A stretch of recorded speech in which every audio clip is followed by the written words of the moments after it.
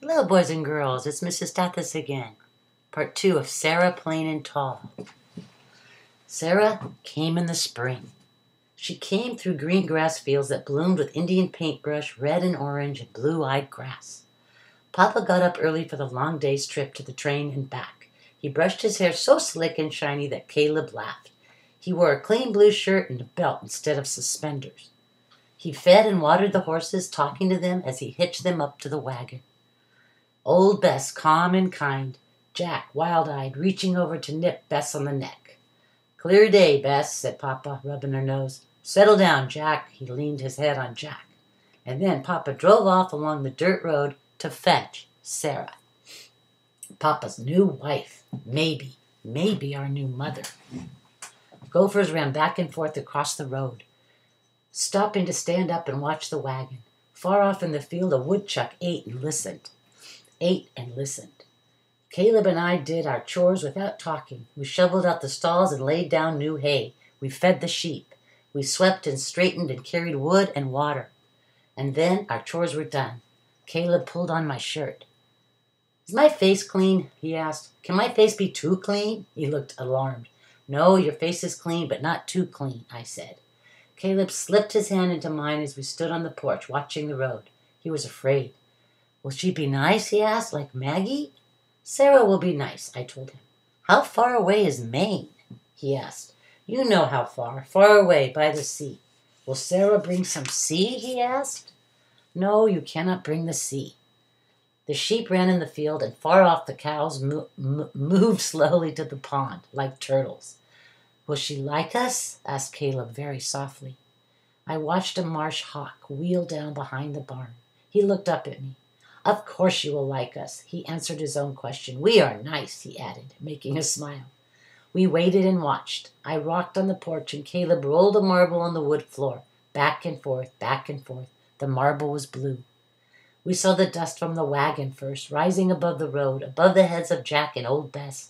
Caleb climbed up under the porch roof and shaded his eyes. "A bonnet!" he cried. I see a yellow bonnet." The dogs came out from under the porch, ears up, their eyes on the cloud of dust bringing Sarah. The wagon passed the fence field, and the cows and sheep looked up too. It rounded the windmill and the barn and the windbreak of Russian olive that Mama had planted long ago. Nick began to bark, then Lottie, and the wagon clattered into the yard and stopped by the steps. "Hush," said Papa to the dogs, and it was quiet. Sarah stepped down from the wagon, a cloth bag in her hand. She reached up and took off her yellow bonnet, smoothing back her brown hair into a bun. She was plain and tall. "Did you bring us some sea?" cried Caleb beside me. "Something from the sea," said Sarah, smiling. "And me." She turned and lifted a black case from the wagon. "And Seal, too." Carefully she opened the case, and Seal, gray with white feet, stepped out. Lottie lay down, her head in her paws, staring. Nick leaned down to sniff. Then he lay down, too. "The cat will be good in the barn," said Papa, "for mice." Sarah smiled. "She will be good in the house, too." Sarah took Caleb's hand, then mine. Her hands were large and rough. She gave Caleb a shell, a moon snail, she called it, that was curled and smelled of salt. "The gulls fly high and drop the shells on the rocks below," she told Caleb. "When the shell is broken, they eat what is inside." "That is very smart," said Caleb. "For you, Anna," said Sarah, "a sea stone." And she gave me the smoothest and whitest stone I had ever seen. The sea washes over and around the stone, rolling it until it is round and perfect. "That is very smart, too," said Caleb. He looked up at Sarah. "We do not have the sea here." Sarah turned and looked out over the plains. "No," she said, "there is no sea here, but the land rolls a little like the sea." My father did not see her look, but I did, and I knew that Caleb had seen it too. Sarah was not smiling. Sarah was already lonely. In a month's time, the preacher might come to marry Sarah and Papa, and a month was a long time, time enough for her to change her mind and leave us. Papa took Sarah's bags inside, where her room was ready, with the quilt on the bed and blue flax dried in a vase on the night table. Seal stretched and made a small cat sound. I watched her circle the dogs and sniff the air. Caleb came out and stood beside me. "When will we sing?" he whispered. I shook my head. turning the white stone over and over in my hand. I wished everything was as perfect as the stone. I wished that Papa and Caleb and I were perfect for Sarah. I wished we had a sea of our own. The dogs loved Sarah first. Lottie slept beside her bed, curled in a soft circle, and Nick leaned in his face on the covers in the mornings, watching for the first sign that Sarah was awake. No one knew where Seal slept. Seal was a roamer. Sarah's collection of shells sat on the windowsill. A scallop, she told us, picking up the shells one by one, a sea clam, an oyster, a razor clam, and a conch shell. If you put it in your ear, you can hear the sea. She put it to Caleb's ear. Then my Papa listened too. Then Sarah listened once more, with a look so sad and far away that Caleb leaned against me. At least Sarah can hear the sea, he whispered. Papa was quiet and shy with Sarah, and so was I, but Caleb talked to Sarah from morning until the light left the sky. Where are you going, he asked. To do what? To pick flowers, said Sarah. I'll hang some of them upside down and dry them so they'll keep some color, and we can have flowers all winter long. I'll come too, cried Caleb. Sarah said, winter, he said to me. That means Sarah will stay. Together we picked flowers, paintbrush and clover and prairie violets. There were buds on the wild roses that climbed up the paddock fence. The roses will bloom in early summer, I told Sarah. I looked to see if she knew what I was thinking. Summer was when the wedding might be, Sarah and Papa's wedding.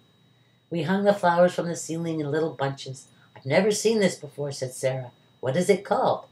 Bride's bonnet, I told her. Caleb smiled at the name. We don't have this by the sea, she said. We have seaside goldenrod and wild asters and woolly ragwort. Woolly ragwort! Caleb whooped. He made up a song. Woolly ragwort all around, woolly ragwort on the ground, woolly ragwort grows and grows, woolly ragwort in your nose. Sarah and Papa laughed, and the dogs lifted their heads and thumped their tails against the wood floor. Seal sat on a kitchen chair and watched us with yellow eyes. We ate Sarah's stew, the late light coming through the windows. Papa had baked bread that was still warm from the fire. The stew is fine, said Papa. Ayah, Sarah nodded. The bread, too. What does ayah mean? Asked Caleb. In Maine, it means yes, said Sarah. Do you want more stew? Ayah, said Caleb. Ayah, echoed my father. After dinner, Sarah told us about William. He has a gray and white boat named Kittiwake. She looked out the window. That is a small gull found way out the shore where William fishes. There are 3 aunts who live near us. They wear silk dresses and no shoes. You would love them. Ayo, said Caleb. Does your brother look like you? I asked. Yes, said Sarah. He is plain and tall. At dusk, Sarah cut Caleb's hair on the front steps, gathering his curls and scattering them on the fence and ground. Seal batted some hair around the porch as the dogs watched. Why? Asked Caleb. For the birds, said Sarah. They will use it for their nests. Later we can look for nests of curls. Sarah said, later. Caleb whispered to me as we spread his hair about. Sarah will stay. Sarah cut Papa's hair too. No one else saw, but I found him behind the barn, tossing the pieces of hair into the wind for the birds. Sarah brushed my hair and tied it up in back with a rose velvet ribbon she had brought from Maine. She brushed hers long and free and tied it back too, and we stood side by side looking into the mirror. I looked taller, like Sarah, and fair and thin, and with my hair pulled back I looked a little like her daughter, Sarah's daughter. And then it was time for singing. Sarah sang us a song we had never heard before as we sat on the porch, insects buzzing in the dark, the rustle of cows in the grasses. It was called Summer is Ecumen In, and she taught it to us all, even Papa, who sang as if he had never stopped singing. Summer is Incumen In, Lubit sing Inik. This Sumer, asked Caleb. He said it Sumer, the way Sarah had said it. Summer, said Papa and Sarah at the same time. Caleb and I looked at each other. Summer was coming. Tomorrow, said Sarah, I want to see the sheep. You know, I've never touched one. Never? Caleb sat up. Never, said Sarah. She smiled and leaned back in her chair. But I've touched seals, real seals. They are cool and slippery, and they slide through the water like fish. They can cry and sing, and sometimes they bark, a little like dogs. Sarah barked like a seal, and Lottie and Nick came running from the barn to jump up on Sarah and lick her face and make her laugh. Sarah stroked them and scratched their ears, and it was quiet again. I wish I could touch a seal right now, said Caleb, his voice soft in the night. So do I, said Sarah. She sighed. Then she began to sing the summer song again. Far off in a field, a meadowlark sang, too. And I'll stop there. Thank you, boys and girls. Have a great day.